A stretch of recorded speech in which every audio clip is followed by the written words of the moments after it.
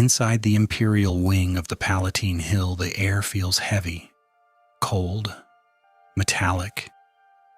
The smell of fresh blood hangs in the room. A polished blade touches the edge of a pale stone basin. The sound is small, but in that chamber it feels enormous. The physicians wash their hands with calm, practiced movements. They are not here to save a life. They are here to reshape one. On the slab lies a young slave. His body is trembling. The operation has already changed him forever. The doctors do not allow him the mercy of death.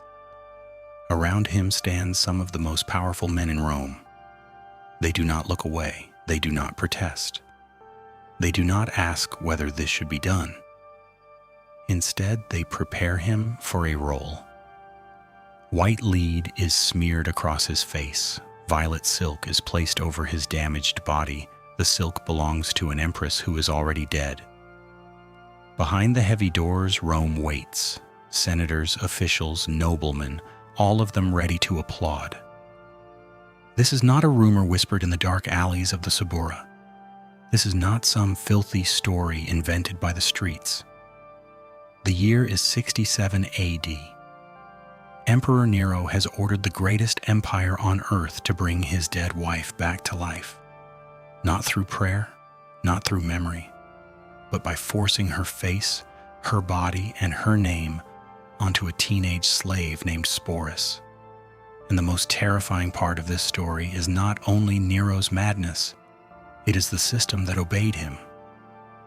No one stopped it, no one resisted. No one stood in the doorway and said, "Enough." The senators stayed silent. The lawyers adjusted the rules. The accountants approved the costs. The clerks wrote it all down. And the Roman state turned one man's private nightmare into official imperial reality. This is the story of one of the most grotesque ceremonies ever recorded. But it is also something deeper. It is the story of what happens when an empire stops seeing human beings as people and begins seeing them as material and something to be bought, cut, renamed, and used. To understand how this could happen, we have to begin far below the marble palaces. We have to begin in the Roman slave market, because Rome did not sell people as people. Rome sold bodies as tools. A field slave was not seen as a man. He was listed as equipment, a speaking tool, something with hands, muscles, and a voice, but no real legal soul. Some were bought to drag plows through hard volcanic soil. Some were bought to harvest grain until their backs collapsed. Some were used until their bodies broke. And when they could no longer work, they were thrown away like damaged instruments. But in the shaded markets near the center of Rome, another kind of slave was sold, a far more delicate kind. The Romans called them puer delicatus, delicate boys. They were not purchased for labor. They were purchased as ornaments. Their bodies were watched, measured, and shaped. Their food was controlled to keep them soft. Their skin was polished with pumice stone to remove any roughness. Their hair was curled carefully with heated bronze rods. They were displayed like luxury objects. A boy would stand on a raised wooden platform called the catasta. His feet were sometimes marked with white chalk. That chalk told buyers he was foreign, imported, taken from the edges of the empire and dragged toward Rome. He had no family name that mattered, no protection that mattered, no future that belonged to him. He was a blank page, and the buyer would decide what his life was going to mean. One day, above one of these boys, the auctioneer called out a name, Sporus. He had exactly the kind of face Nero's agents were looking for. Dark amber hair, sharp cheekbones, pale, smooth skin. A face that matched something very specific. Not a living woman, a dead one. Because 2 years earlier, in 65 AD, the soul of the Roman court had cracked. Empress Poppaea Sabina was dead. She had been Nero's wife. She had also been carrying his child. Ancient accounts describe a violent argument inside the imperial chambers. They say Nero lost control. They say he struck her while she was pregnant. And after that moment, Poppaea was gone. Her death shattered something inside him. Nero did not mourn like a Roman aristocrat was expected to mourn. He did not accept the funeral customs of his ancestors. Romans usually burned their dead. They built funeral pyres. They gave the body to the flames. They turned flesh into ash, but Nero refused. He would not let Poppaea disappear into smoke. He ordered that her body be preserved. The entire machinery of the empire moved to satisfy his grief. Spices were gathered. Perfumes were shipped. Resins were hauled across the Mediterranean. The funeral consumed a staggering amount of wealth. Ancient writers later claimed Nero burned more Arabian incense for Poppaea than Arabia could produce in an entire year. Ships carried fragrant cargo toward Italy. Oxen dragged heavy wagons up the Roman roads. All of it was meant to hide one simple truth. The empress was dead, and her body was decaying. Court physicians prepared her corpse. They filled the empty spaces with spices. They wrapped her in fine linen. They sealed her inside the mausoleum of Augustus. But a preserved body cannot smile. It cannot drink wine at a banquet. It cannot laugh at the emperor's jokes. It cannot sit beside him and pretend the past has not happened. Nero did not want a tomb. He wanted a living replacement. So imperial agents spread through Rome. Then through the provinces, they carried descriptions of Poppaea, measurements, features, details of the face. They searched slave markets. They searched noble households. They inspected human beings, the way jewelers inspect stones, face after face, body after body, until they found Sporus. The purchase was completed quickly. Coins left the imperial treasury. A name was crossed off one inventory list and added to another. Soldiers placed the boy inside a guarded wagon. They drove him toward the Palatine hill. He was not told what waited for him. He was not asked. He was not treated like a person moving toward his future. He was treated like furniture, being delivered to a room that had recently been emptied. The boy arrived at the imperial palace. He was brought into the private world of Nero. The emperor stepped closer. He studied him in silence, the color of the hair, the line of the jaw, the shape of the face. The resemblance was close enough. But to Nero, one thing was still wrong: the body. And so he gave the order. There was no debate, no hesitation, no moment of pity. The command passed into the machinery of the Roman state, and the machinery began to move. The most powerful empire on earth was about to surgically alter one of its own slaves. Physicians were summoned from across the imperial network. Some may have come from Alexandria, the great medical center of the ancient world. These were not ignorant butchers. They were trained men. They knew anatomy. They knew veins. They knew nerves. They understood how to cut flesh and how to keep a body alive after the cutting. They followed the medical traditions of writers like Celsus. Celsus described the ideal surgeon as a man with a steady hand, a man whose fingers did not tremble, a man who could ignore the screams of a patient and concentrate only on the work. The room was prepared with terrifying order. Bronze instruments were laid out on stone tables, sharp blades, clamps, hooks, cauterizing tools. Metal discs were heated over glowing charcoal. The air smelled of vinegar, lamp oil, and hot metal. Tall oil lamps burned along the walls. Polished mirrors reflected the firelight onto the operating slab. Everything was arranged. Everything was ready. Then the guards took the boy. They stripped him. They lifted him onto the wooden platform. Leather straps were tightened around his wrists, then around his ankles. His body was fixed in place. The chief physician approached with a sea sponge. It was soaked in a heavy narcotic mixture: mandrake, henbane, opium. The sponge was pressed over the boy's mouth and nose. The bitter liquid slipped down his throat. His breathing slowed. The room began to blur. His fear softened at the edges.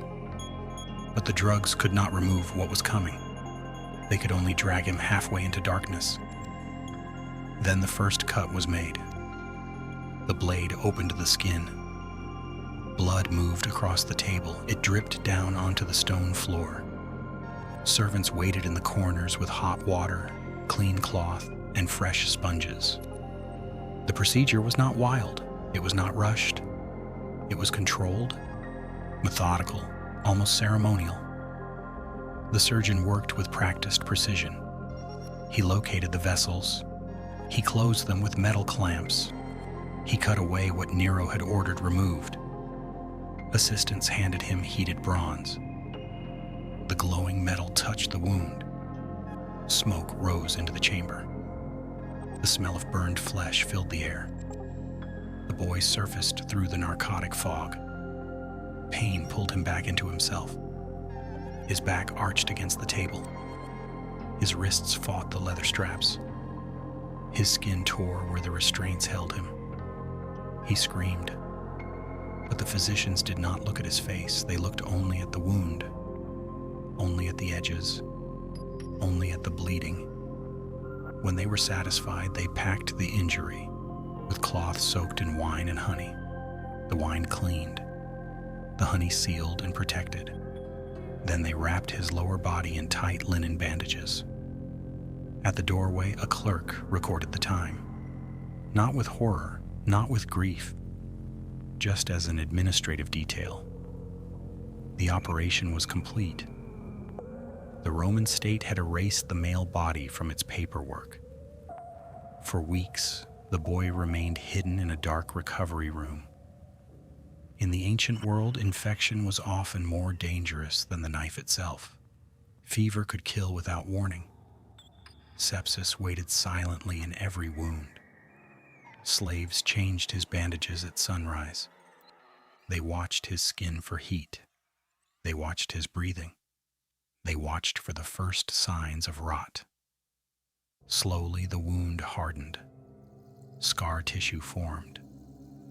The sharp pain faded.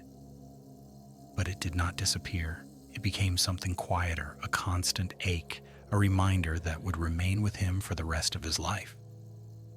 But the surgery was only the beginning. The body had been altered. Now the mind had to be rebuilt. That task belonged to Calvia Crispinilla. She entered the boy's chamber like an architect inspecting unfinished work. She was a noblewoman of high rank. Tacitus later called her Magister Libidinus, the supervisor of imperial pleasures. She knew how to manage Nero's desires. She knew how to hide them.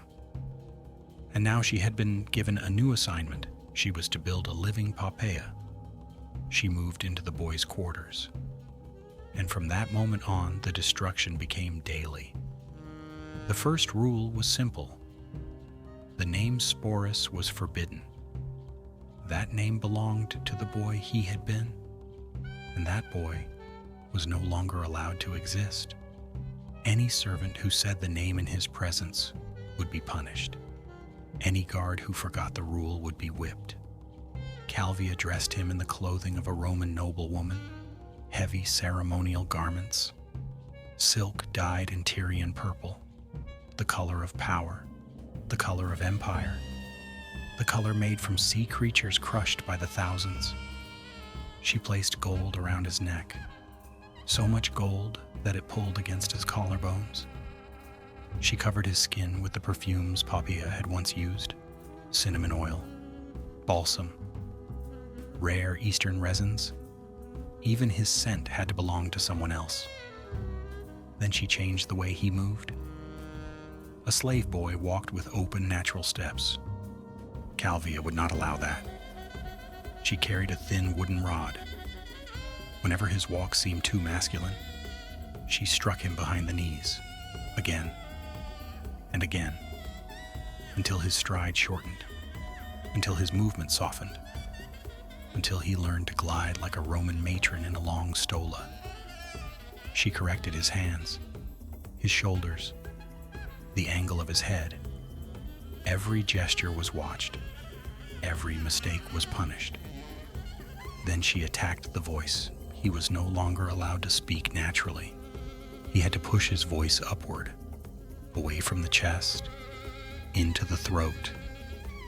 He had to copy the rhythm of Poppaea, her pauses, her softness, her laugh, her sighs, even the way she pronounced the names of poets and noblemen. This was not acting, this was identity demolition. From dawn until night, Calvia drilled him. She forced him to memorize Poppaea's life, her husbands, her lovers, her enemies, her allies, her habits, her history. If he forgot a detail, he was punished.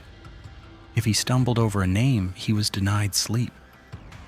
Guards kept him awake for days by pouring cold water over his head. But if he performed well, he was rewarded. Dates, honey wine, soft words. Comfort and pain became tools. Both were used to reshape him. Month after month, the pressure continued. No mind can survive that kind of constant assault without breaking somewhere. And eventually, something inside him broke. After exhaustion, drugs, punishment, isolation, and forced imitation, the original self began to retreat. The boy named Sporus withdrew deep inside his own mind, and in the space left behind, the ghost of Poppaea Sabina learned how to survive. But this kind of destruction never belongs to one person alone. To dismantle a human being so completely, you need helpers. You need clerks, guards, doctors, accountants, noblewomen. You need an entire circle of people willing to pretend that a person is only material, only clay, something that can be cut, shaped, renamed, and used. That is why stories like this matter. They show us how power really works, not just through battles, not just through emperors and armies, but through ordinary obedience, through paperwork, through silence, through people who know something is wrong and do it anyway. At last, the training ended. Calvia Crispinilla brought her finished creation before Nero. The emperor entered the private chamber alone. He did not see a wounded slave bought from a market. He saw the painted face. He smelled the familiar perfume. He heard the careful rhythm of a voice trained to sound like the woman he had lost. And inside Nero's mind, the illusion became real. He smiled, not at Sporus, at his wife. The nightmare was now complete enough to function. A ghost had been built in living flesh. But a Roman emperor does not keep his greatest delusions hidden behind palace doors.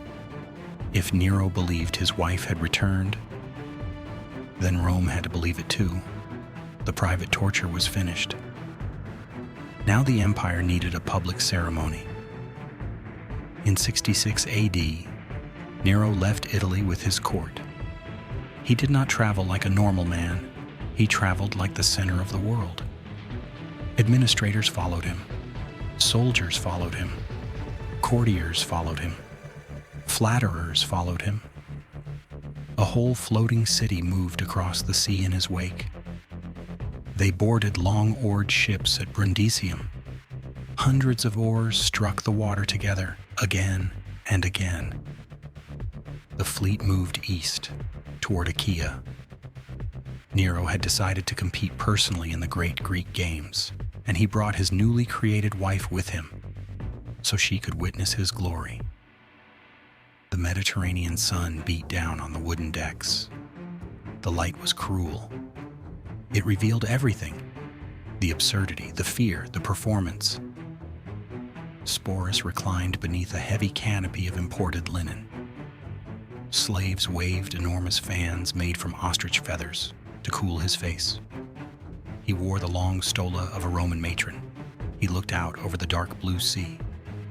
Ahead of them, Greek cities prepared in panic. The emperor was coming. And when an emperor comes, cities bleed money. Magistrates emptied their treasuries, they built arches, they ordered statues, they prepared ceremonies. Then military couriers arrived with the official list of the imperial household. On that list stood two names: Emperor Nero and Empress Sabina. The local officials did not ask questions. They did not correct the lie. They did not risk their lives for reality. They ordered the stonecutters to carve both names into public monuments. The state demanded a wife, and the empire gave it one. The fleet anchored at Corinth. The local aristocrats lined the stone piers in formal ranks. When Nero stepped off the gangway, they lowered themselves to the ground. Their faces touched the dust. And behind the emperor came Sporus, dressed as an empress, moving carefully, watched by everyone. The illusion remained unbroken. Nero entered the sacred games. The athletic officials quickly changed the schedule for him. A festival meant for physical competition now made room for music, because Nero wanted to perform. He stood barefoot in the dust of the arena. He held a 10-stringed lyre. He sang long Greek tragedies in a strained voice, and he expected worship. The audience gave it to him. Thousands of spectators sat under the burning sun. They listened for hours. They clapped. They cheered. They endured. Not because the performance was beautiful, but because soldiers stood at every exit. Praetorian guards watched the crowd more closely than the stage. If someone fell asleep, his name could be written down. If someone stopped applauding, his silence could become a death sentence. So the applause continued. Loud, constant, desperate. It was not admiration, it was survival. High in the imperial viewing box, Sporus watched it all. His back remained perfectly straight. Calvia Crispinilla sat beside him. She watched him carefully, every movement, every breath, every possible mistake. Below them, thousands of bodies sweated in the heat. Smoke from roasted meat drifted through the air. Nero's painful singing echoed across the stone. Gold pressed against Sporus's neck. Perfume clung to his skin. He said nothing. Silence was the price of staying alive. The Eastern tour finally ended. The court returned to Rome. Nero now believed the physical resurrection was complete, but belief was not enough. The ghost needed recognition, not only from Nero, from the state, from the law, from religion, from Rome itself. So the emperor announced a royal wedding. Roman marriage was not simply romance, it was a legal contract. A public arrangement of wealth, family, power, and inheritance. Marriage created alliances. It moved property. It produced legitimate heirs. And now the bureaucracy of Rome was ordered to process the impossible.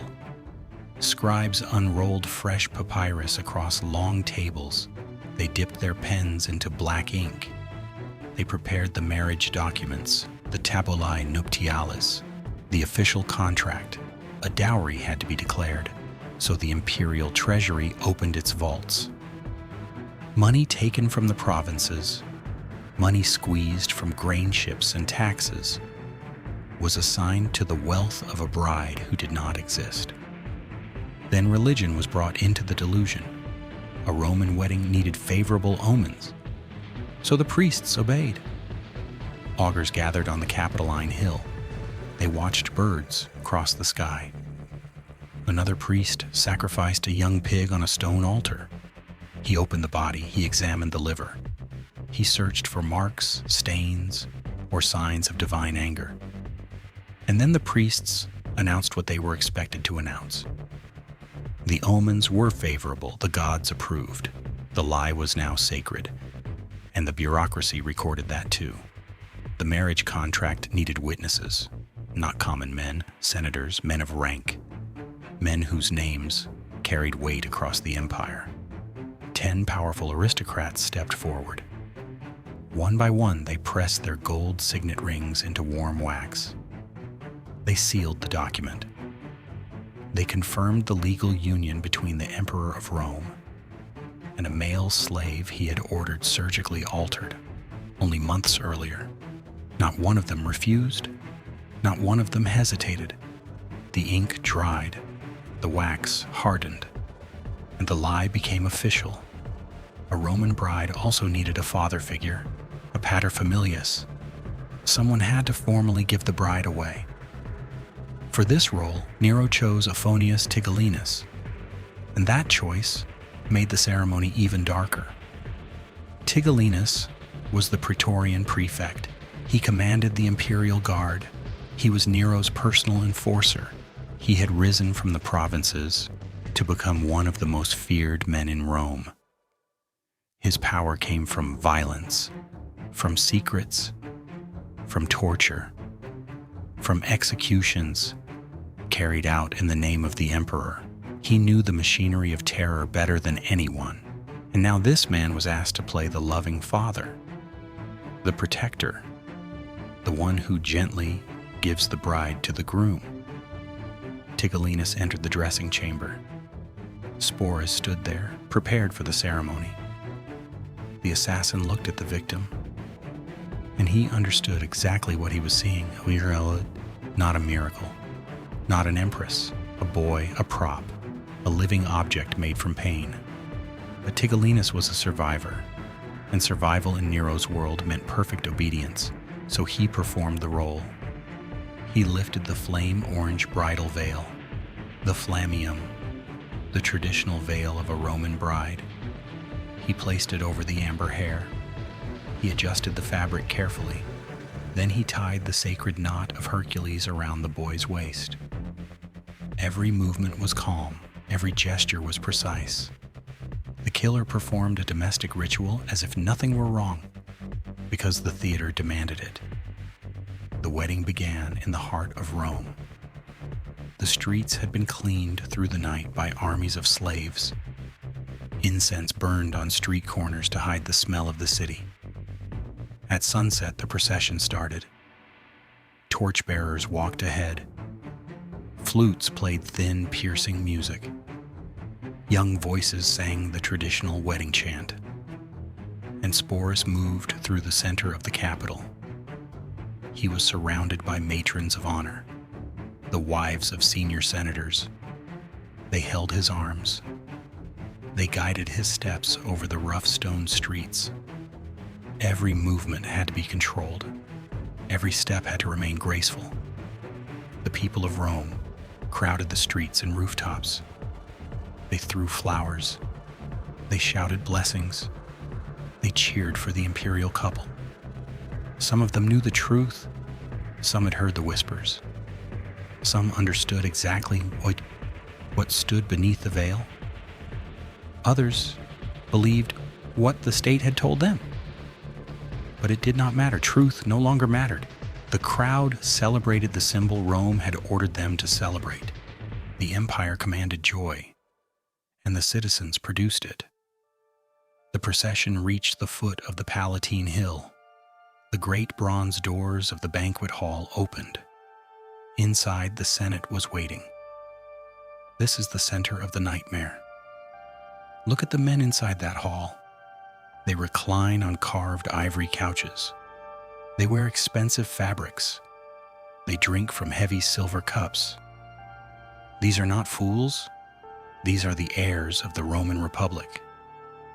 Their families trace their bloodlines back to the men who once drove kings out of Rome. They have studied philosophy. They have read Cicero. They understand law. They understand anatomy. They understand power. And every man in that room knows the truth. They know a castrated teenager cannot produce children.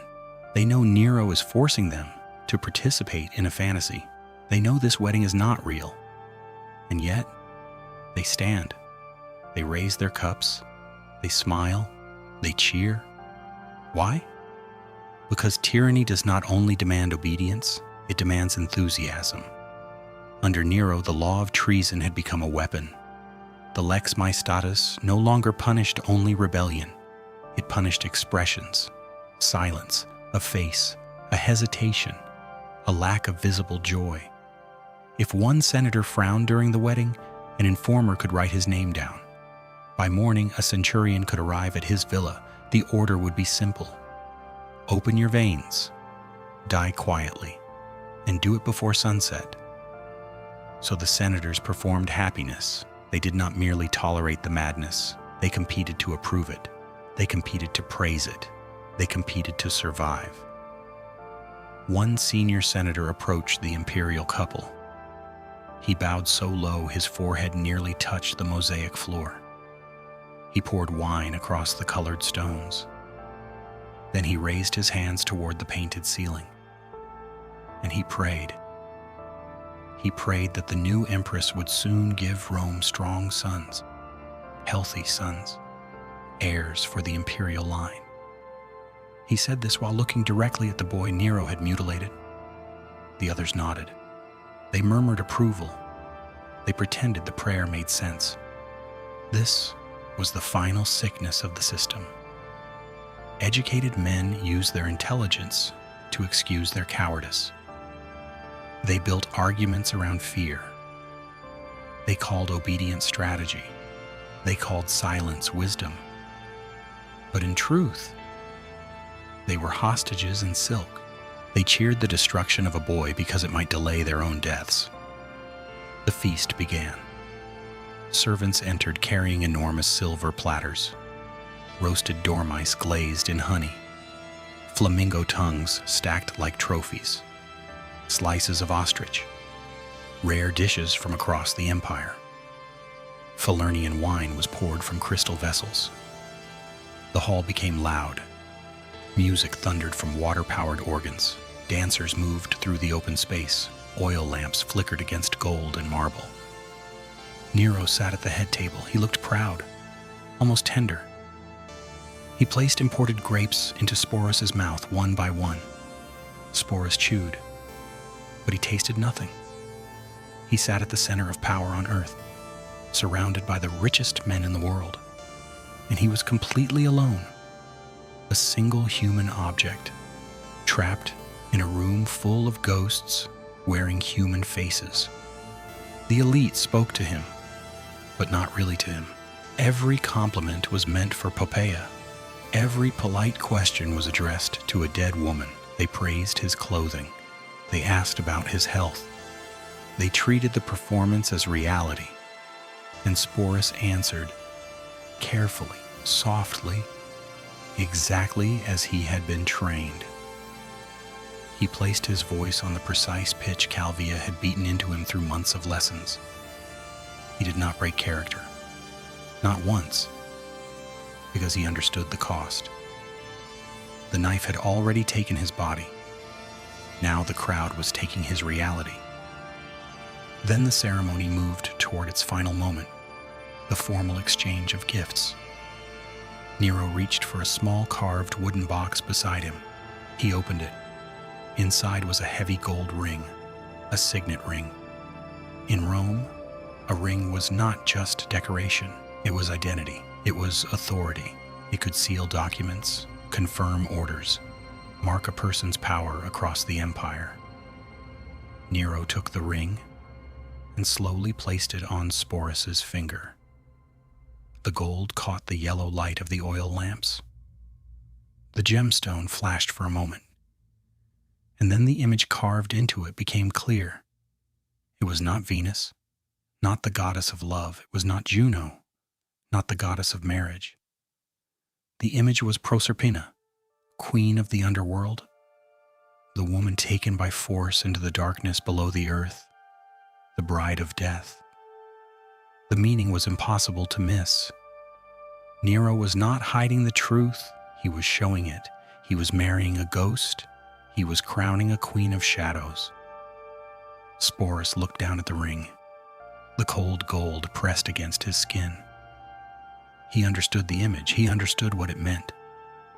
He had been dragged into a kind of underworld too, a living hell, a place from which no one returned unchanged. Slowly he closed his hand into a fist. He hid the face of Proserpina inside his palm. He did not cry. He did not speak. He simply accepted the chain that had been placed around his soul. The wedding ended. The guests left the hall and stepped back into the warm Roman night. They returned to their guarded villas. They had survived another day under Nero, and the empire continued moving. Grain ships still arrived at Ostia. Legions still marched through distant provinces. Taxes were still collected. Prisoners were still executed. The machine did not stop. Inside the palace, Sporus disappeared, not physically, but as himself. In his place walked the new Poppaea Sabina, the living ghost Nero had demanded. Months passed, then nearly a year. The illusion seemed permanent. But beneath the marble surface, the empire was cracking. The provinces were exhausted. The treasury was bleeding. Commanders in Gaul and Spain began reading the accounts with growing anger. They saw the numbers. They saw the waste. They saw Nero singing on Greek stages while soldiers went unpaid. The loyalty of the armies began to rot. Silver stopped flowing back to Rome. Blades were sharpened. And in 68 AD, rebellion finally began. A governor named Vindex raised an army in Gaul. Then Galba, an old general in Spain, began moving toward Rome. The Senate sensed the change immediately. The same men who had once praised Nero's impossible marriage suddenly remembered their dignity. They met in secret. They whispered under torchlight. Then they declared Nero an enemy of the Roman state. The Praetorian Guard abandoned him. The flatterers ran. The courtiers fled. The emperor panicked. He escaped the city at night and hid in a villa outside Rome. But cavalry was coming. He heard the hoofbeats approaching. And with his world collapsing around him, Nero drove a dagger into his own throat. The tyrant was dead. The man who built the nightmare was gone. For a moment, you might think the story ends there. You might imagine Sporus pulling off the veil, stepping out of the palace, walking into sunlight, free at last. But Rome did not work that way. When a master died, the furniture did not become free. The furniture was inherited, and to Rome, Sporus was still property. The true nightmare was not over. It was changing owners. 68 AD Nero is dead. The final Julio Claudian emperor lies on the floor of a suburban villa. And inside Rome, order begins to collapse. The Palatine hill falls into chaos within hours. Servants tear gold from the walls. The Praetorian Guard breaks into the imperial treasury. Silver is dragged out in heavy chests. Everyone is grabbing what they can.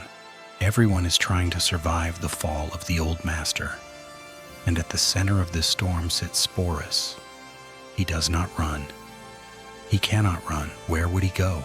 He has no family waiting for him, no legal identity of his own, no money, no protection, no real name that belongs to him anymore.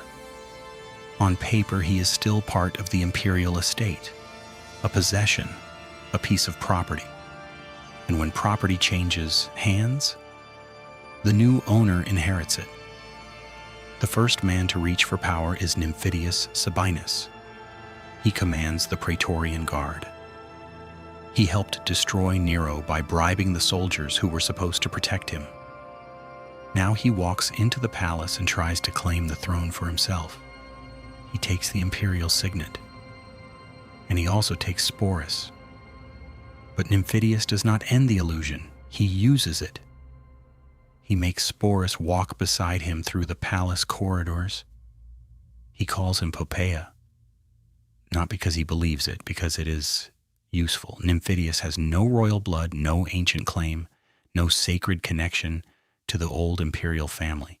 So he uses the living image of Nero's dead wife as a political decoration, a symbol, a prop. He parades Sporus in front of the soldiers. He tries to make himself look legitimate, but soldiers are not moved by symbols for long. They care about money, promises, bonuses, and when Nymphidius cannot hold their loyalty, they turn on him. Within months, he is dead, and Sporus is once again returned to the inventory of power. Then Galba arrives, an old general from Spain, hard, cold, military. He marches into Rome with the 7th Legion and claims the purple. Galba has no patience for Nero's old world. He begins executing former allies of the dead emperor. He punishes enemies, he punishes servants, he punishes soldiers who chose the wrong side. The streets of Rome fill with the sound of violence. Soldiers kill other soldiers. Men who once served the same empire now butcher each other in the city they claim to protect. During all of this, Galba barely notices Sporus. The boy remains hidden inside the imperial apartments, behind closed doors, behind guards, behind silence. He sits alone in dark rooms for hours. From the windows, he hears the screams below, the executions, the panic, the Roman state tearing pieces out of itself. Galba's reign lasts only 7 months. He is strict, too strict. He refuses to pay the Praetorian Guard the money they expected. He believes discipline should be enough. But the guards do not want discipline. They want silver, so they murder him. On a cold January morning, Galba is cut down in the Roman Forum. His body is hacked apart. Near the Lacus Curtius, his head is taken, his rule is over, and once again, Rome changes masters. January 69 AD. A new emperor rises. His name is Marcus Salvius Otho. And with Otho, the story becomes even more suffocating. Because Otho is not a stranger to this nightmare. He is not some distant general walking into the palace without history. He knows exactly who Poppaea Sabina was. Years before Nero's madness reached Sporus, Otho had been married to the real Poppaea, and he had loved her. Then Nero became obsessed with her. The emperor forced Otho to divorce his wife. Then he sent him away to Lusitania at the far western edge of the empire. For 10 years, Otho lived in exile, far from Rome, far from power, far from the woman taken from him. And all that time, bitterness grew inside him. Now he has returned, not as a rejected husband, not as an exile, but as emperor. He enters the palace as its new master, and he demands to inspect what he has inherited. The guards bring him Sporus. Stand inside that room for a moment. Otho stops on the colored mosaic floor. In front of him stands a teenager dressed in the clothing of his dead wife. The same style of fabric, the same perfume, the same careful posture, the same artificial softness in the voice. Otho breathes in cinnamon and balsam. Scents he remembers from another life, from another bed, from a woman who was taken from him, and Sporus stands there under the full weight of that memory. For 2 years he had performed Poppaea for Nero, but Nero wanted a fantasy, a delusion, a dead woman remade into something he could control. Now Sporus must perform Poppaea for a man who truly knew her, a man who had lived beside her, a man who remembered the smallest details. The sound of her laugh, the way she held a cup, the way she moved her fingers, the rhythm of her speech. For Sporus, this is more dangerous than before. Every gesture could be wrong. Every pause could betray him. Every word could remind Otho that this is not Poppaea, only a damaged boy wearing her shadow. If he breaks character, he may die. If he performs badly, he may awaken Otho's grief. And grief inside an emperor is never private. It becomes policy. It becomes punishment. It becomes blood. The sources tell us Otho accepted the illusion. He called the boy Poppaea, in public and in private. He kept him inside the imperial quarters. They ate together by candlelight. Night after night, the new ruler of Rome sat across from a living reflection of his greatest loss. This was no longer only politics. It was something darker. A man at the top of the world, using another human being as a replacement for his grief, as a mirror, as a wound that could breathe. But Otho's reign did not last. In April of 69 AD, the illusion shattered again. The legions in Germany refused to accept him as emperor. They chose their own commander instead, Aulus Vitellius. Vitellius marched his army across the Alps. Heavy infantry moved through snow and mud. 2 Roman armies met near Bedriacum, and Rome began killing itself. The battle was enormous, brutal. Roman soldiers butchered Roman soldiers in the spring mud. Thousands died. The empire cut into its own flesh. Otho received the news of defeat. He did not run. He did not drag Rome into another round of slaughter. He went into his private chamber and ended his life with a dagger. Now Vitellius entered Rome, and he was very different from Otho. Vitellius had no love for Poppaea, no grief for her, no need to preserve Nero's fantasy. He despised Nero, he despised Otho, and when he looked at Sporus, he saw no empress, no sacred symbol, no beloved memory. He saw the leftover property of failed regimes, a contaminated object, a broken toy from Nero's palace, something that had already served politics, something that could still serve entertainment. Because Roman cruelty was not quiet, it was theatrical. Rome did not always hide execution behind walls. Rome turned death into performance. Condemned prisoners could be forced into mythological scenes, fatal plays. If a myth required fire, the victim might be burned. If a myth required beasts, the victim might be chained before animals. The crowd would watch. The crowd would cheer. The crowd would call it justice. Vitellius chose this ending for Sporus. He ordered him condemned to the beasts.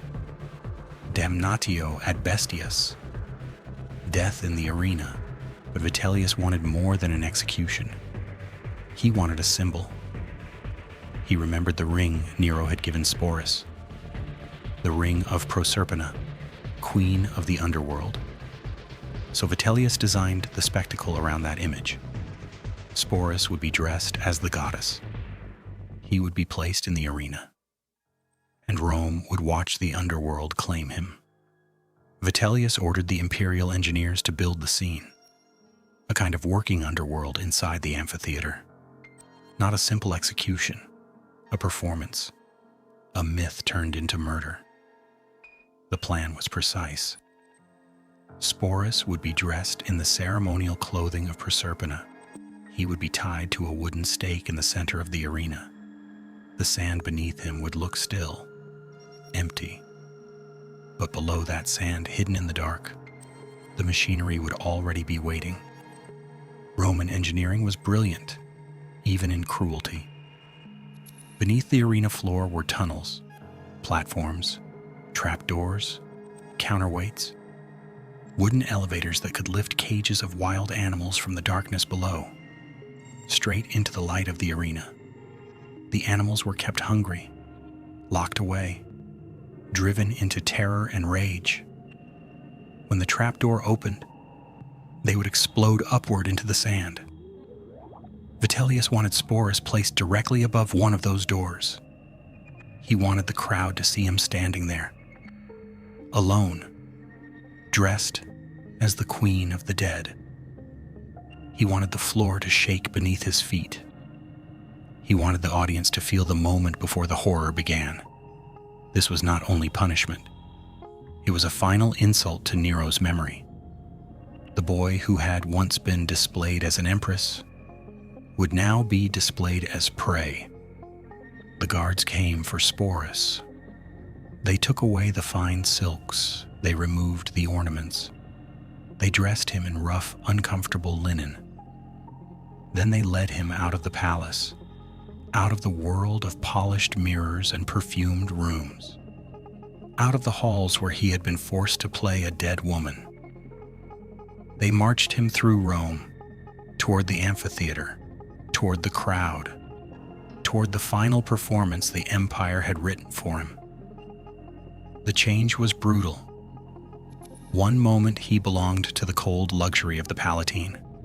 The next, he was below the arena, in a stone corridor beneath thousands of spectators. The air was thick, animal waste, sweat, old blood, rot. Above him, the crowd was already gathering. He could hear their feet striking the benches. He could hear vendors shouting. He could hear the deep sounds of animals behind iron gates. The same city that once threw flowers at his wedding procession was now waiting to watch him die. Some bought cheap wine, some placed bets, some laughed. Some argued about how long he would last. To them, he was not a person, not anymore. Maybe he never had been. He was the next scene, the next spectacle, the next body Rome would consume. Sporus sat in the dark holding cell. He was 19 years old, 19, and almost nothing in his life had ever belonged to him. A slave merchant had taken his past. A surgeon had taken his body. Nero had taken his identity. Otho had taken his grief and placed it onto him. And now Vitellius had taken even his death and turned it into a public show. Outside the cell, the guards prepared the doors. Animal handlers moved through the darkness. Iron prods struck against cages. The beasts growled behind the bars. Above him, the crowd roared. They wanted blood. They wanted theater. They wanted the final scene. Sporus looked around the cell.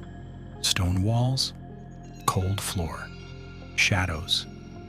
No mercy, no rescue, no future waiting beyond the door. Only the arena, only the stake, only the sand, only the animals. Only thousands of Roman voices waiting to enjoy his terror. For the first time, he searched for a choice. A real one, not a role, not a command, not a script written by an emperor. A choice that belonged only to him. The exact method of his suicide has been debated for almost 2,000 years, but the result is not disputed. Sporus did not wait for the guards. He did not walk out onto the sand. He did not give Vitellius the spectacle he wanted. He did not give the crowd his final scream. Instead, he ended it himself. In the darkness, on the cold stone floor, his blood spread slowly beneath him. When the guards opened the door to bring out the star of the performance, they found only a corpse. Rome had prepared a theater of death, but Sporus refused the role. Do not see that final act as weakness. See it as the only moment of complete power he was ever allowed. For years, Rome had shaped him, cut him, renamed him, dressed him, displayed him, passed him from ruler to ruler like an object. But in the final hour, he took back the one thing the empire had not yet fully stolen, his last breath. He denied the mob its entertainment. He denied Vitellius his political victory. He denied Rome the ending it had written for him. The greatest empire on earth had spent years turning one human being into a symbol, a wife, a ghost, a toy, a warning, a spectacle. But at the end, a 19-year-old boy looked at the role assigned to him, and refused. He died alone in the dark on stone, but he died as the master of his final moment. Today, millions of tourists walk through the ruins of the Roman Forum. They take photos beside broken columns. They buy plastic gladiator helmets from souvenir stalls. They look at the aqueducts, the roads, the temples, the marble. They admire the civilization that stretched across 3 continents. And they should. Rome built wonders. But stone does not tell the whole story, because behind the marble there was blood. Behind the law, there was fear. Behind the ceremonies, so there was a human being being destroyed. Most visitors never see that. They see the columns. They do not see the bodies that paid for them. They see the empire. They do not see the people processed inside it. The philosopher Hannah Arendt later gave the world a phrase: the banality of evil. She argued that the darkest crimes are not always carried out by obvious monsters. They are often carried out by ordinary people. People doing their jobs, people following orders, people signing papers, people staying silent because silence feels safer. That is what makes the story of Sporus so disturbing.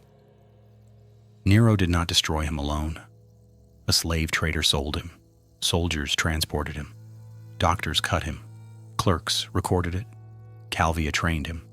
Priests blessed the lie. Senators applauded it. Crowds celebrated it. Emperors inherited him. And Rome called all of it normal. This is the true horror. Not only one mad ruler, but an entire system of people who knew enough to understand what was happening and still played their assigned parts. The tragedy of Sporus is not just a story about ancient Rome. It is a warning about power, about obedience, about what happens when human beings become paperwork, when law becomes a mask for cruelty, when educated men use intelligence to justify cowardice, when crowds cheer because they are told to cheer, and when a single soul is slowly crushed by a machine too large to see itself as guilty. Sporus was bought, cut, renamed, displayed, inherited, condemned, and finally erased. But in his final moment, he refused the last script Rome had written for him. That refusal is the only place in the story where the machine fails. For one brief moment, the empire lost control, and a boy who had been treated like property became the owner of his own ending. That is why his name still matters. Not because Rome honored him. It did not. Not because the sources gave him justice. They did not. But because his story exposes the empire beneath the marble, the Rome of ledgers, surgeons, informers, priests, senators, and crowds, a Rome that could turn one human life into an official project, then file the paperwork and call it law.